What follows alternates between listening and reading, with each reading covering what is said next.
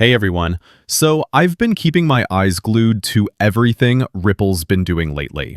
And honestly, it's like watching a master chess player setting up their pieces. Every single move they've made in 2025 feels incredibly intentional. Not just for Ripple as a company or their stablecoin RLUSD, but specifically for XRP too. Today, I want to break down some huge announcements that just dropped from Ripple. And more importantly, show you exactly how all of this connects back to XRP. Trust me, the dots are starting to connect in a big way.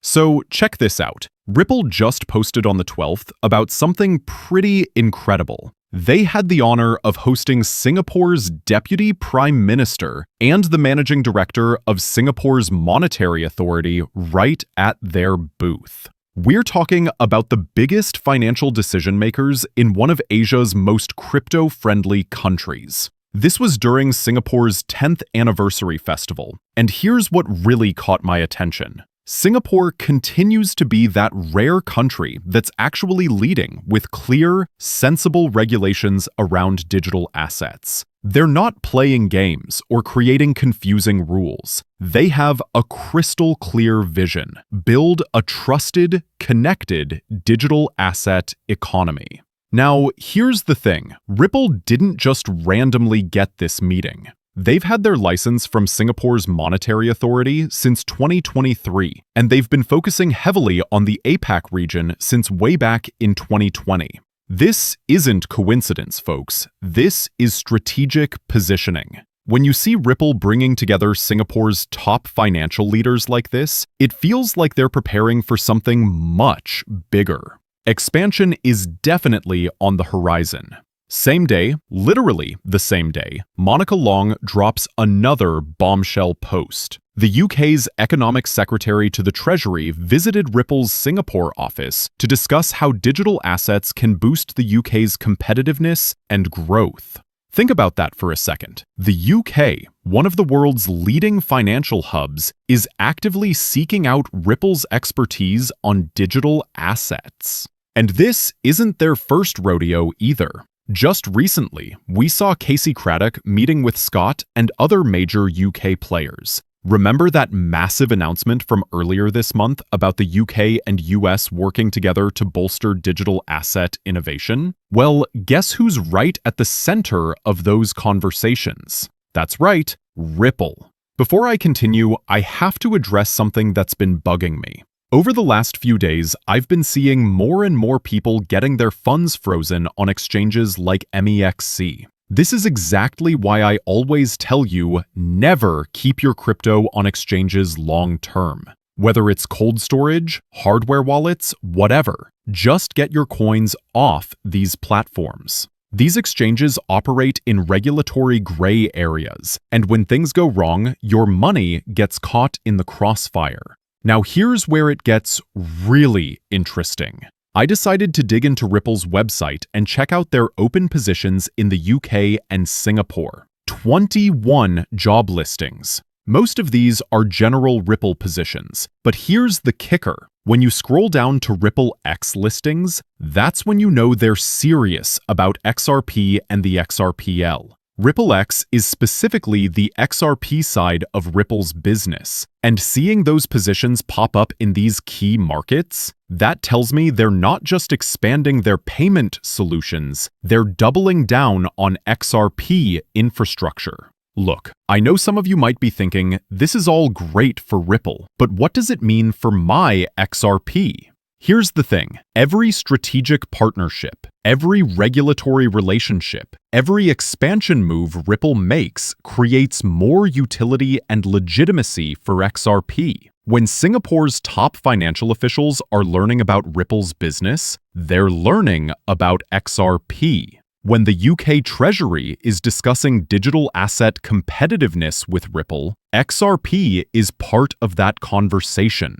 This isn't just corporate expansion, this is ecosystem building, and XRP sits at the heart of that ecosystem. But here's where it gets even more interesting. Looking at those RippleX job listings, we're talking about 4 very specific roles: Director of Developer Relations, Partner Director, Senior Developer Relations, and Senior Ecosystem Growth Manager, all focused on the UK and Singapore. These aren't just random job postings, people. These are ecosystem building positions. When you see developer relations and ecosystem growth roles, that means they're planning to bring in serious talent to expand the XRP developer community in these regions.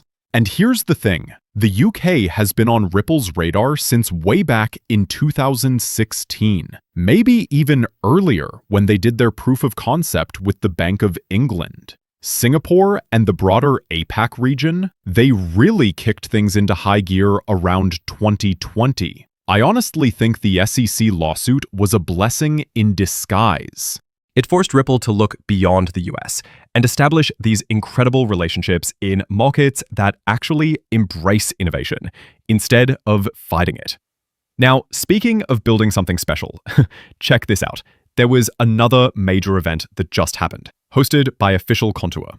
Brandon Lutnick posted about it, saying they brought together some of the most influential minds in digital assets and AI. And guess who's right there in the photos? Brad Garlinghouse. Along with a bunch of other heavy hitters from the space, Brandon made a great point in his post. 5 years ago, we made a commitment to crypto. Today, we stand at the center of that space. Achieving our goals takes more than insight and dedication. It takes execution. And that's where this firm truly stands apart. We execute. You know what this tells me?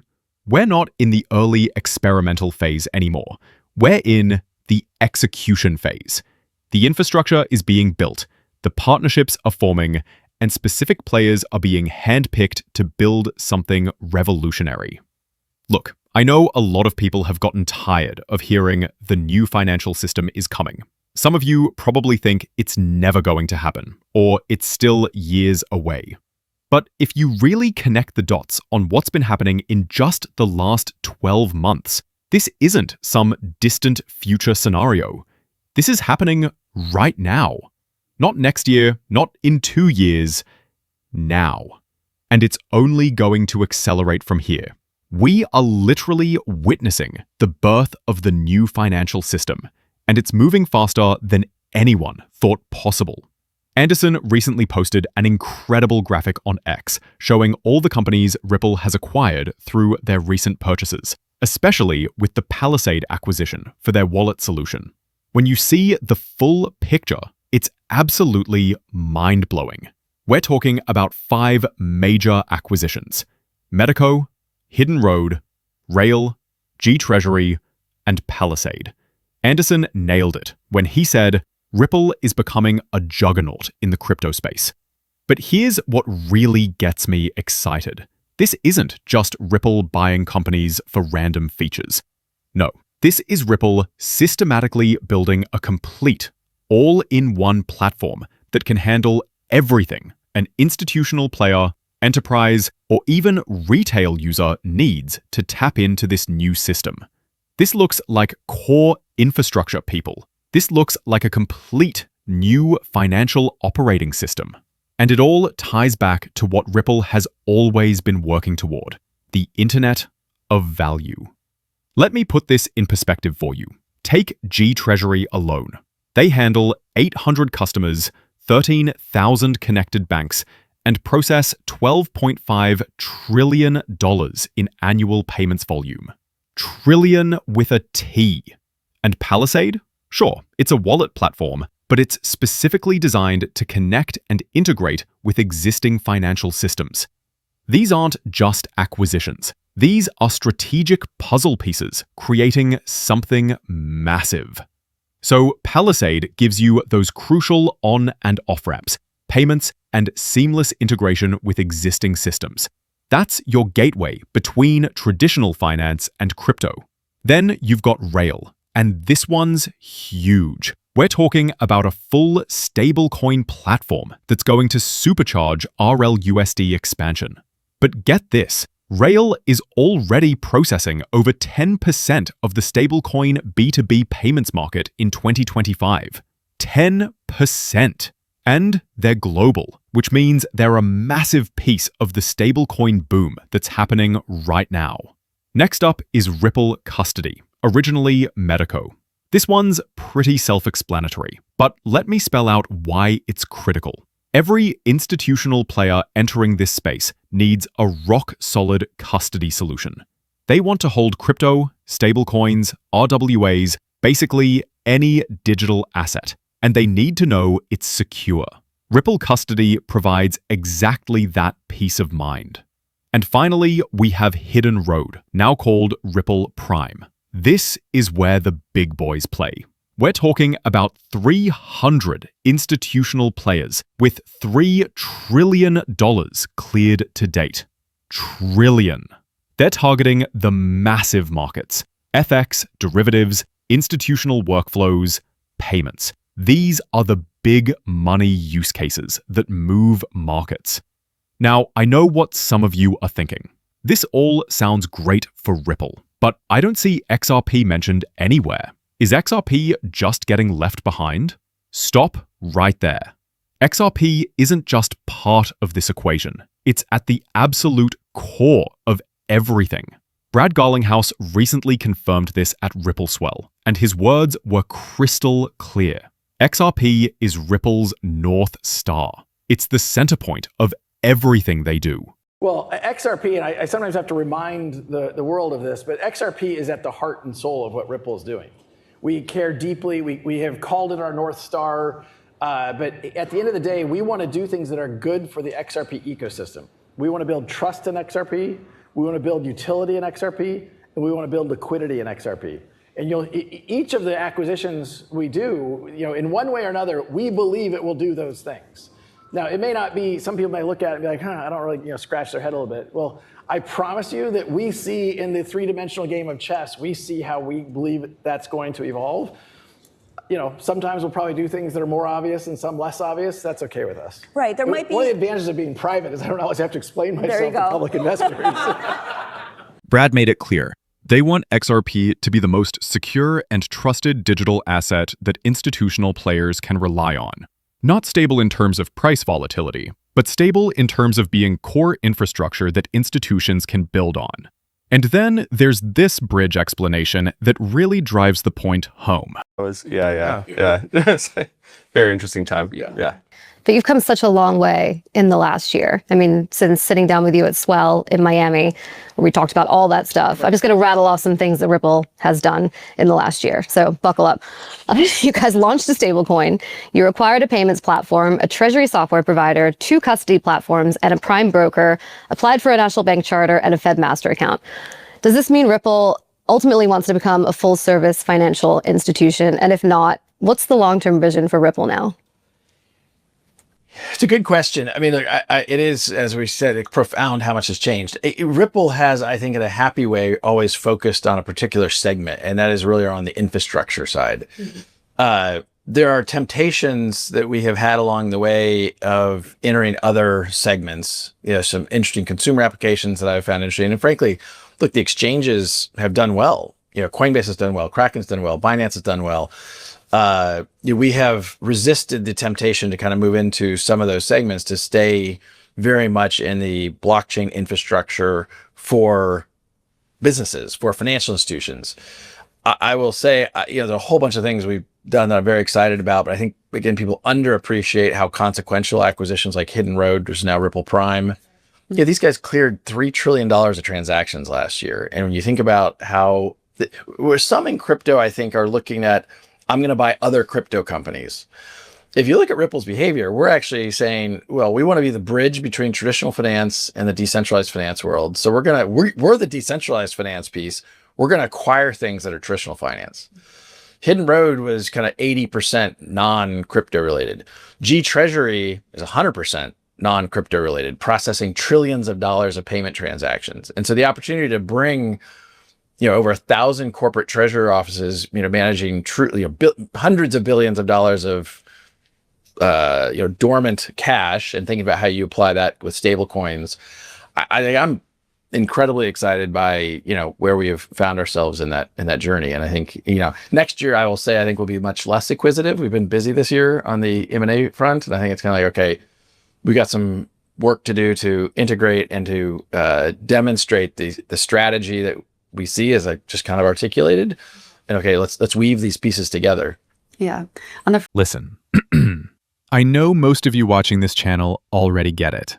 You've been in the XRP ecosystem long enough to see these moves coming from a mile away.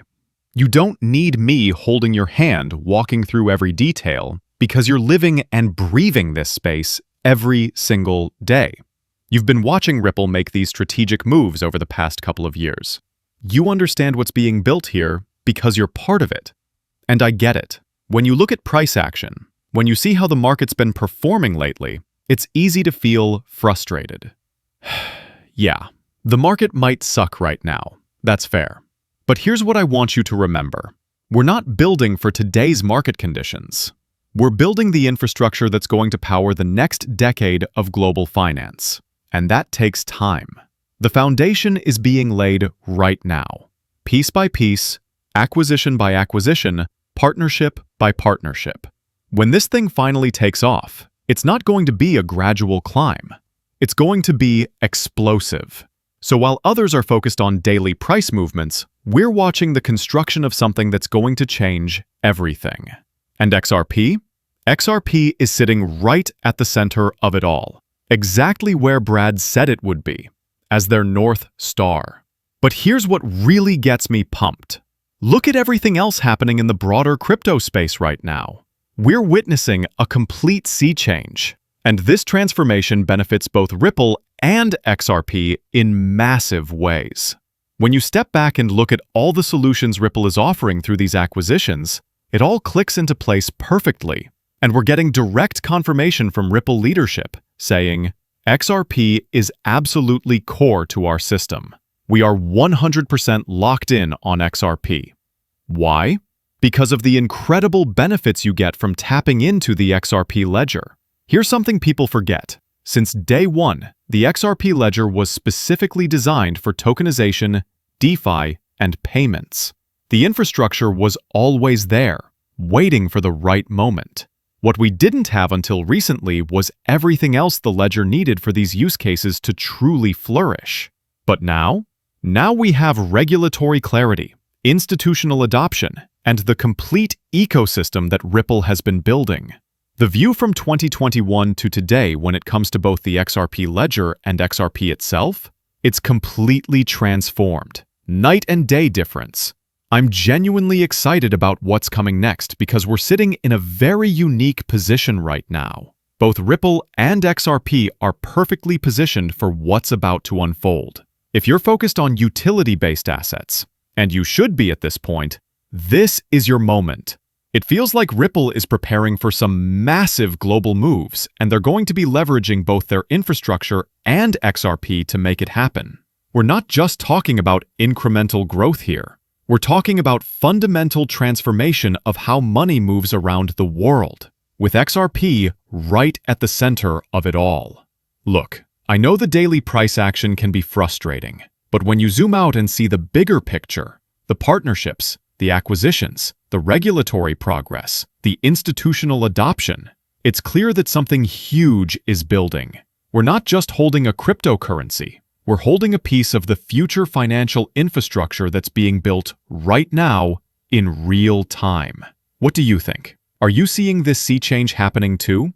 Drop your thoughts in the comments. I love hearing your perspectives on where this is all heading.